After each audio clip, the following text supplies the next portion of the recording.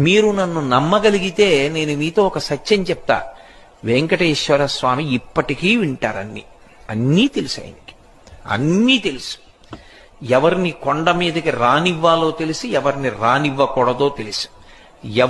ఎవరు తనకి పరమభక్తుడో తెలుసు, ఎవరు భక్తుడు కాడో తెలుసు. నేను మీకు ఇంకా సత్యం చెప్పాలంటే, ఆయనకి అభిషేకం చేసి స్నానం చేశాక ఇప్పటికి చెమట పడుతుంది. ఆ చెమట తుడుస్తారు బట్టతోటి. ఆ తుడిచిన బట్ట వాసన చూస్తే సువాసనలు వస్తాయి.